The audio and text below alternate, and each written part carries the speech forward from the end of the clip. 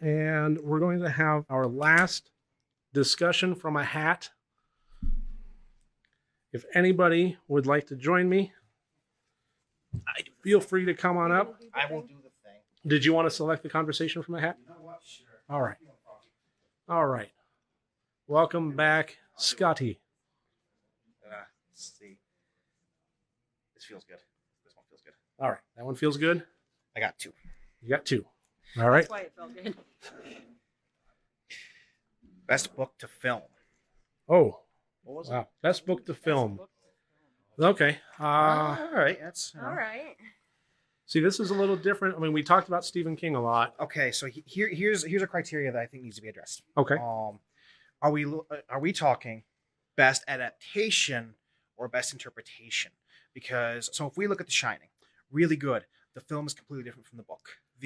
So are you saying how quality the movie was that were based on a book, or how accurate? Yes. Okay. Yes. Are we looking for quality or accuracy? Yeah, to because the story? Kubrick Shining is heads and tails way better than the miniseries that they did in the 90s, but the miniseries was way more accurate. It dealt with the topiary, and it dealt with it had the right ending. I've seen it was a good, I think, description when it comes to the difference between the Shining film and the Shining book. The book is about a haunted hotel. The film is about a haunted man. It's much more about Jack himself and his personal demons being amplified by the hotel. It preys on him specifically because he's more, he's weaker. All right. He's easier to get to. Now, you said something that I want clarification on. You said that the book dealt with the haunted hotel, the movie dealt with the haunted man. It's just more. The book, everyone has a lot more. They're all haunted themselves. The movie, it's almost all Jack's story. Now the wife is there, but she isn't. She's not. It doesn't have a heavy focus on her. Like, it's more right. what things happen to her because of what's happening to her husband. The boy does see things, so there's that. There is, the boy sees the twins. The boy sees, all these other things. So he's in there, but primarily it's the husband's descent into madness. I mean, he's being slowly driven insane by this building. I'm going to slightly disagree with you, and I'm going to just say that I think that the movie was definitely more about the building influencing the man, but I think the book was definitely about the man and his demons more than anything else. But it was the hotel was less villainous force as it was a catalyst for those demons to get a hold of him, the ones that he already had. The book was written with Stephen King battling cocaine addiction and alcoholism, and Jack Torrance being an alcoholic. That was a prevalent theme throughout the entirety of the book, even going so far as to talk about something that addicts talk about a lot, and that is things that are happening to them in the passive sense. This bad thing happened to me, and then this bad thing happened to me, and then this bad thing happened to me. It's something that it's the passive sense insofar as, I didn't make this happen. This thing happened to me. And that's something that, when he was doing with the hornet's nest up on the roof and so forth, that's something that was dealt with a lot in the book. And I think the hotel just basically exasperated it. But no, I don't like it. I get what you're calling. Christina has some thoughts. No, we have a weigh-in from chat on our live stream. All right. We have somebody saying Dean Koontz Intensity. I have not seen that nor read that. Is really.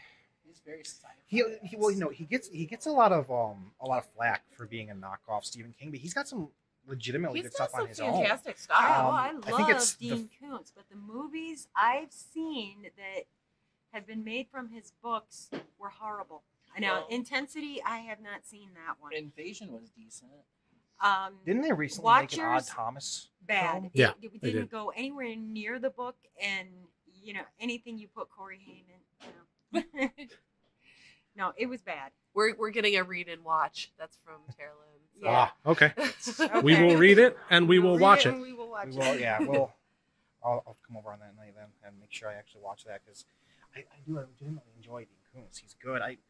There was one I read a long time ago. I think it's called The Face, and it's a thick book. Like it was difficult, but No, we can absolutely make it was good. Like it was much more less supernatural horror and more personal, like each more personal problems. The person, there's a lot of outside influences, but they're all very based in reality.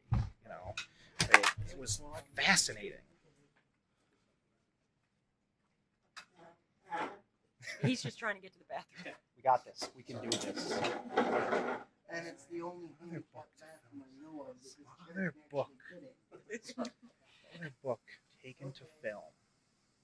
We discussed a lot of the big ones already. I mean, Kings are the most prevalent, but there are others. There are. I'm trying to think of another like book to film. Well, I mean, Clive Barker. We're talking about Hellraiser series. Yeah. Well, Okay, Hellraiser. It's I like them, but I mean, they're not. I wouldn't call them objectively good. Later on in the series, the early ones. Well, I think any of them after 3, we can just say don't exist almost. Well, I mean, as far as talking about Clive Barker's original vision. Yeah. True enough. I mean, they have their merits, but the first one was really good. Yeah. Like, the first Hellraiser itself, I think was fabulous. I still count the second Hellraiser movie as being one of the bloodiest, most gory, and most interesting movies, all 3 combined, that I've ever seen. The blood and gore factor on it was amazingly intense. But then it also dealt with some interesting things. I love that they had the autistic girl solve the puzzle. The doctors did in a controlled environment, but when the Cenobites came, the hands don't solve the puzzle, the heart does. I love that. Love that moment. I don't know how much of that was actually written by Clive Barker, but I mean, since he was a lot more involved in the production of the original few. Well, he directed it, the first one. Yeah. The later ones, obviously, he just stepped away and they kind of went off the rails. But those early ones, I feel like it's one of those series that kind of gets left out of a lot of the pantheon. When you think of like the older horror films, you get like the Nightmares, the Halloweens, the Friday the 13th. Hellraiser kind of ends up on the fringe a lot, and people I don't think they think about it as much. But those first few were fantastic films. Like, they were great. I mean, I wouldn't say they were my favorite of the series, but I mean, they were nothing if not unique. Yeah. I mean, what do you guys think as far as non Stephen King books to film go? I'm gonna put a question to you. See ya. You can call A lot of times, if there's a book and a movie, I would rather watch the movie first, enjoy the movie, and then read the book. Yeah. Because if you do it the other way around, you're not going to enjoy the movie as much. The only one I can think of where I read the book first was Jurassic Park, and I read the book before they even thought about making a movie. So when I saw they were making a movie, I thought, well, awesome, I got to go see this. And I went and saw it, and I had the same reaction that a whole bunch of other people did that had read the book and were waiting for this movie. It's like, where were all the dinosaurs? Yeah. It's hard because it's not a horror specific. I would say it's not really horror specific. No, it's I'm more thinking adventure, but the one I'm thinking of. It's definitely more thriller, I would say. But Shutter Island. The book was amazing. I watched Shutter Island first, and you lent me the book. I did, because I read the book and I hadn't seen the movie. I lent it to you guys because you guys hadn't read the book. I didn't know there was a book until you mentioned it. I was like, so amazing. There's so many bits of detail. That's the issue with books. Is movies from books. Is there's so much detail that has to be left out. There's just not enough time. But the movie did a very, I think, serviceable job porting it over. I mean, they left some of the scenes out that really shows. It's impossible to discuss because this is a huge twist with this book. You've read the book, right? Have you read? I have not. Have you seen the movie? I have. Okay, read the book. It's amazing. I could never find my copy afterwards. I don't know if it's still over at their old house or. I think I do still have it. I don't think I went to find it a while back, so I wanted to reread it and I couldn't find it. I think it's still over there. No, you're fine. It's just the level of detail is just amazing in that book. I mean, the movie. I mean, it was Leonardo DiCaprio. He's a fabulous actor 90% of the time. I mean, it's hard, I think, to mess up a movie with him in it, but it's good. It's not. I think the book is scarier than the film too. I thought the movie was very interesting, and I loved the ending. The book actually gets almost into some horror elements. There's a lot of things in the book where it can get kind of twisted, and what's going on, and Which I was the sad. whole point. Yeah, I was. That was the whole point of the story, was just the twisting. Yeah, I was sad that something like did get left out, but I think they did a great job with the film. It's really I good. gotta agree with you there. Yeah, That was it's really good. Now I have a contender for both best adaptation and most accurate adaptation, and they're two different things, but the same book. Okay. Shirley Jackson's Haunting of Hill House. Now, the Okay. 1963 movie, very accurate, very, very good. One of my favorites. I already established that in this year. But one of my favorite haunted house movies of all time. But now we got the Netflix miniseries, which we just wrapped up. And No spoilers. I think if we're, no That was spoilers, fantastic. no though. spoilers, That was but if we have time, which we do, and we're talking about book to movie adaptations, I think it's worth bringing up because it was very inaccurate. It was a total slash job of the book, but it was also one of the best tellings of the story that I've ever watched. Yeah, it was a good. It was reimagining, definitely. Yeah. That was. I haven't read the book. I'm actually planning on it now because all I was hearing was just rave reviews. Like, oh my god, this show is amazing. Everyone's gonna watch it. So I started, and captivating from the start. Fantastic. I don't like any of the characters short of one, but I think that's partially the point there. They were supposed to be, they have Damaged. a lot. Yeah. That's a good word for it. Yeah. I mean, but by the end, it's like, okay, you want to be happy for them. You want to. You've been on this long journey, all this stuff they've gone through. And I was reading a little summary of the book just to get an idea, because I heard that it was that much different. And I looked at it, and it's like, that was night and day, like nothing. Absolutely nothing like it. So I'm actually excited to read the book because it's different. Yeah, very different. It's a completely different source material. So, and we are going to, for the sake of this channel and my sanity, not even discuss the 1990s movie. So you guys have some input? Your chat does. Okay. We have, I think, Haunting of Hill House was one of the few movies that was much better. I'm not sure if that was supposed to be than the book.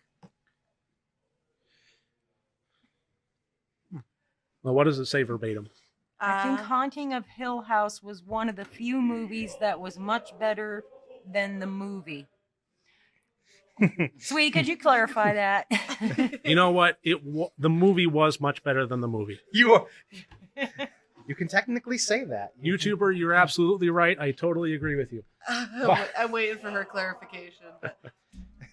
Then the book. Then the book. Okay. Okay. All right. So the movie was better than the book. I will say that, in my opinion, the movie was scarier than the book. I thought the book had some better character development. The progression of Eleanor's downfall. If I had a complaint about the movie, which I do, I mean, it's not perfect, I would say that the Eleanor downfall in the movie was actually kind of irritating in some places. You just kind of wanted to slap her sometimes, and I think that was the point of it. But I thought the book handled it better. I thought the character was a little bit more sympathetic and a little less slappable. But I will say that the movie was absolutely scarier. I mean, I feel like, I don't know, that's difficult because everyone's different. For me, books, it's hard for me to consider a book scary.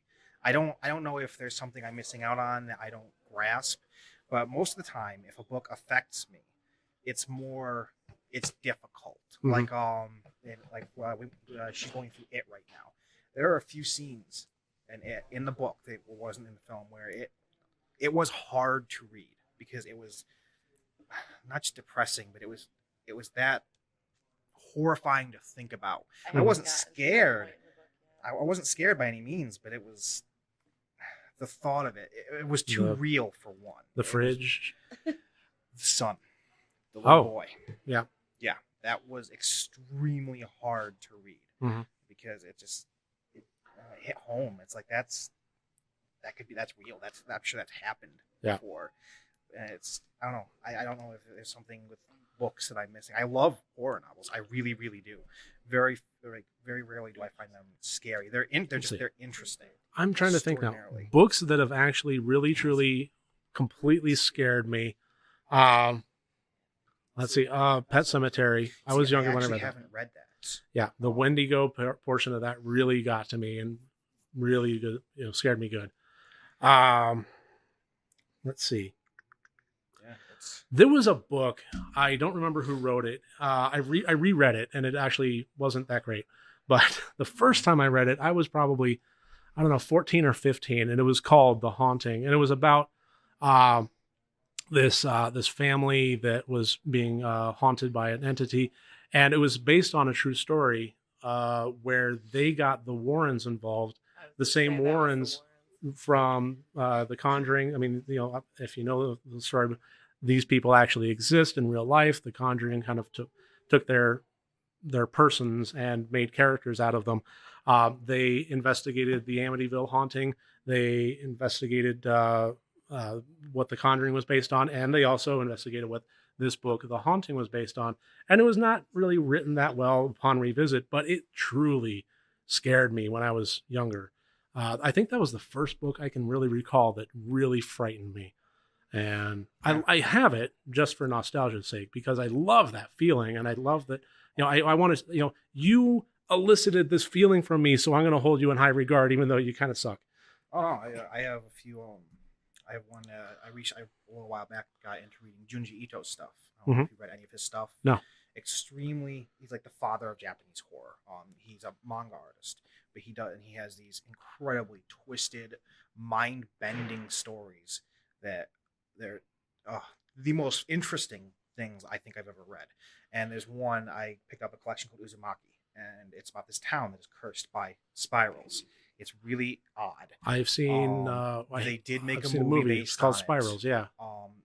It's based on that, but that's with depictions being that it's a manga, but it messes with you. It is twisted. It is there, and the thing of it is, the things he thinks of, they're not things that I would traditionally think of in a film. They're not something you would look at it and be like, oh, this has been done. This has been done. No, it's out there. Like there's one. The first thing I ever came across of his, it's called it's The Mystery of Amagari Fault. I love that story. That is Junji Ito. Okay, so That I am is familiar him. with his work. That was That is the creepy type of stuff he as all does, get out. right? That was fantastic. it's- If you haven't, if you haven't read this, before, Scotty, what was that called The again? Mystery of Amagari Fault. Look it up. You can find copies of it online for free. Horrifying. It's Absolutely short. worth looking at. Like Yeah, we're talking like not even like 20 pages, but it's terrifying. absolutely the terrifying. attention of one of our YouTubers Okay. with that one, with the manga and the Junji Ito is he is a genius. Yeah, Absolute genius. when They're it comes saying to that they horror. love him. Yeah. so. Oh yeah. He is like when it comes to Japanese horror. If you like it, you have to look into him. It is by far the most like he doesn't have. He's got a pretty big library of works, but like he'll take anything and turn it into a horror. Like he writes has a short series of stories about just his cats and things they do, and he finds a way to make that really messed up and That's horrifying. cool. It's just their daily He put one on a boat. happenings. And it's I don't know. To That give is birth. one man I cannot highly recommend enough. It is why I am so upset over the canceling of Silent Hills that Konami was working on, because he Yeah. was working on the project. Junji Ito, Guillermo del Toro, Norman Reedus, they were all working Yeah, together on it. that was going to be phenomenal, and that is Mhm. that is an absolute loss. PT was the scariest thing I've ever played in my life. Actually, I find it more often games terrify me far more than books and movies, because you're in there. You know It what? gives I you that agree with control. that. I agree with that. I will watch horror movies until the cows come home. I will read a horror book any day of the week. But I sit down and I try to play Amnesia: The Dark Descent I or can't. Outlast. Nope. I last maybe 10 or 15 minutes tops, and I Never. honestly get physically exhausted by the level of goosebumps I get. Uh-huh. I've never finished Amnesia. I I love own it on my PC. I love it. I can't. Call of Cthulhu. Yeah. Dark Corners of the Earth. It freaks me out. It's not even. It's just so with games, because you're in control. It's so much easier to imagine yourself as part of the environment that Yeah. is happening to you. It's nightmarish. And Mhm. I love it. It's fabulous. I mean, so I've never found monsters scary ever. I've never in my life thought that monsters were scary. It was always ghosts or like puppets, Entities. yes, human-esque creatures. Mhm. But like one of my favorite series, the Alien franchise, love them to death. One of my favorite films. Alien Isolation Oh, terrifies me. absolutely a Horror, great game. terrifies me. Yeah. I never in my life have thought the alien was scary, but because you are in there with it and it is hunting you, Yeah. it, I will agree. Alien Isolation is the scariest representation of any of the xenomorph aliens in an artistic medium. you'll find. That's the thing. With games, is there's a ton of them that they go off on their own. To see series that they're legendary, like the Dead Space series. Yeah. They're amazing.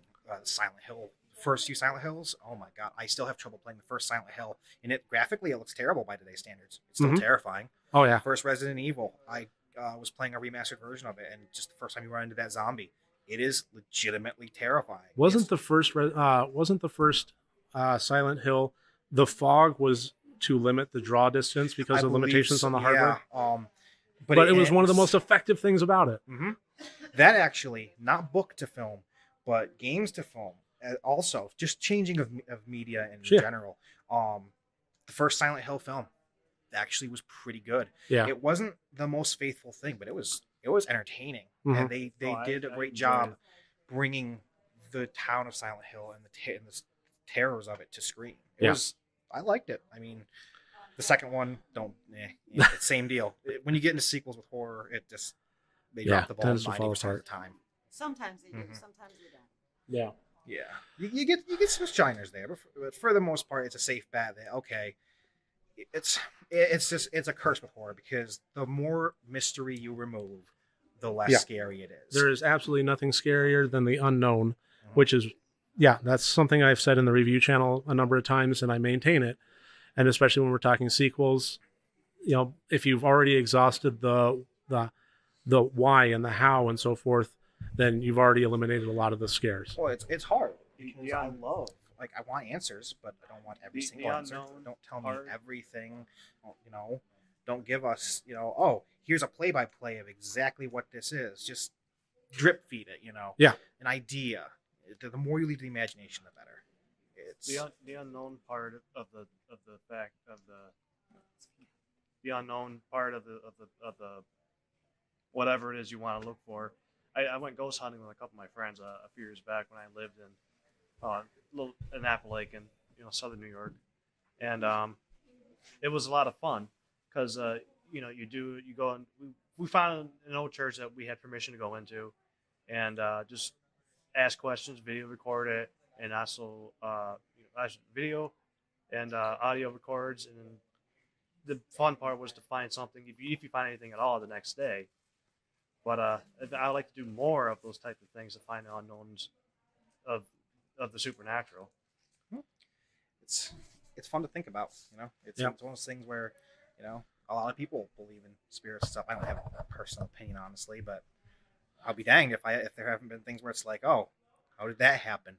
And you get wondering, and it messes with you. It's fun to think about. It's really entertaining. It's what's great about horror. It's just you can base it in reality, but I mean, it just gets the imagination going.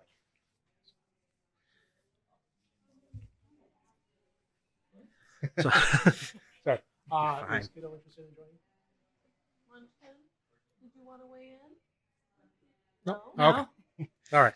We have a shy one, doesn't want to be on camera. That's fine. Yeah, she's young. It happens. All right. So that should wrap up this, supposedly last discussion thing here. How much time do we have now? Till what?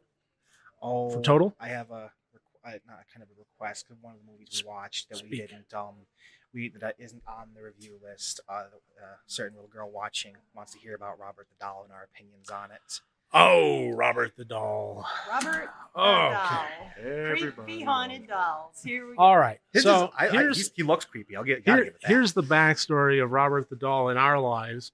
Is what was the first one we saw was Curse of the Robert the Doll, Yes. where he was in a British museum. Yes. All right. And we got it because the trailer was so laughably bad.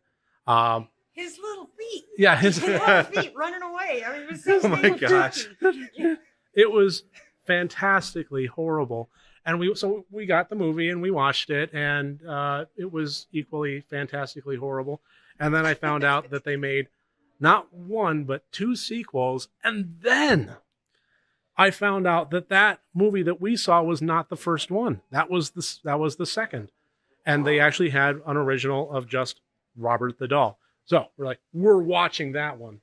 Mhm. It was immediately injected into the movie marathon, and it's entertaining. That is a perfect example. I think one of those movies that it is good bad. It is bad. Yeah. You just enjoy it. It's But at least Robert the Doll was based on a real haunted Robert the Doll. Yeah. And I think the backstory in the movie even touched on where it came from. Well, the backstory in the second movie, the first one we watched, but the second movie was the one that really established the mythos that makes Robert the Doll popular in real life. The fact that he's kept behind glass and you're supposed to ask his permission before taking a picture. And if you don't, you need to go back and apologize or you'll be cursed. That wasn't even addressed until that first movie we saw, which happened to be the second. Right. I mean, this actually exists. You can go to a museum and visit this doll and ask his permission. It's not the one in the movie. No, it's not the one in the movie. It's a cute little sailor doll. They pulled an Annabelle on it, where they changed the doll out to be a creepier one. Annabelle was also based on a real doll. That was a Raggedy Yep. Ann. Because that's actually locked up in the Warrens. Locked up in the Warrens' house behind glass. Yep. Yeah. No, it was. I would never regret watching that. I don't like those movies. I want to watch the other one. I want to see the other one because I want the full arc. I want Robert's story. Let me put it this way. The first one that we saw was of such caliber. I'm not going to say quality, but of such caliber that, of course, when we got the opportunity to watch more, we jumped on it. So, I mean, that should say enough right there. And I thought that the first sequential one, it lived up to the Robert the Doll name. Yeah, it's unique. It's one of those things. Robert the Doll is Robert the Doll. There are no other Robert the Dolls. That's there true. Never will be. I mean, you can throw all the Slappies and the Chuckies in you want. Robert is Robert. Yeah. He's and that eye is just so weird though. The fogged over eye. Yeah, it's just something about it. It works. I like it. Yeah. Put some Vaseline on it and hit it with a hairdryer, please. Oh.